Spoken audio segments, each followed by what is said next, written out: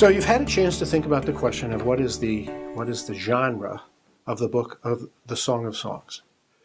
And I would imagine that a significant portion of you have thought that perhaps it's a drama. Kaiser makes a great argument in that along those lines, and our textbook that you read also considers the question. But here's the thing. That is almost certainly not possible. Why? Because we do not have evidence of the genre drama in the ancient Near East. Not in Egypt, not in Mesopotamia, not in Israel, nowhere in that whole region of the world. Drama was an invention of the Greeks. They invented it in the 5th century BC, as they invented philosophy and history and democracy and many other things. It's hard for us sometimes as we look back to keep that kind of thing straight and to think in terms of what was possible in the world of the writers of the Old Testament. But it is probably as safe a bet as we can make in these kind of arguments that it's not a drama, that the book Song of Songs can't be a drama, because it simply wasn't an option open to our author as a writer of literature. So what is the book? Well, as you know, our textbook, and I myself would like to argue that it is a collection of love literature, of love songs. The exact number of songs is debatable, and people have argued anywhere from 20 to 35, but a collection of songs or poems. That's the same word in Hebrew. The word is shir. So this is called in Hebrew Shir HaShirim, the Song of Songs. That is the most songy song, just like King of Kings is the most royal king. It's a Hebrew expression. And so this is the most poetic poem, you might say. It's about love. It's about human love, which is a beautiful thing. It's a wonderful thing. And it's celebrated by these poems that we're reading, just as it is by the Egyptian love poetry. That is the real key to trying to understand the question of genre.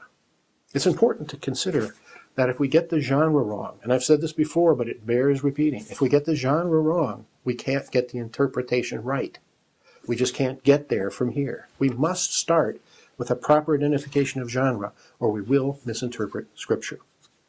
And I think that we can argue that for most of its history of interpretation in the Christian church, the Song of Songs has been misinterpreted, read as an allegory of love between the church and God, or earlier between Israel and God. And while there's some truth in that overall view, if you look at it in the context of all of Scripture, as your textbook argued, it's not what the book itself is about.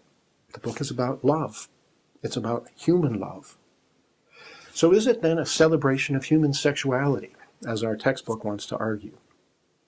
Well, yes, but that's certainly not the key point to be considered here, I think. That is to say, that's a fairly safe statement.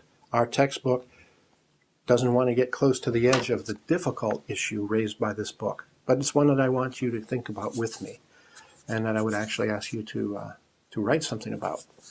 And here's my question for you. If it's correct that this is a collection of love poetry, along the lines of what we read in the Egyptian love poems, then it's a collection of erotic or erotica type works. That is, works that not merely talk about human sexuality, but are in their intention sort of to get us warmed up for it. They're intended to get us thinking about it in a way that makes us want to act in that sphere. That's what erotica is. Now, that's not pornography. This is not obscene. It's beautiful. It's artistic. But it does get people thinking about sex. It's intended to do that and to get people wanting to have sex. That's what erotica does. But is that appropriate for Scripture? Is it shocking to you that such a thing would be in Scripture? Let's think about that together. I'd like you to write something on that.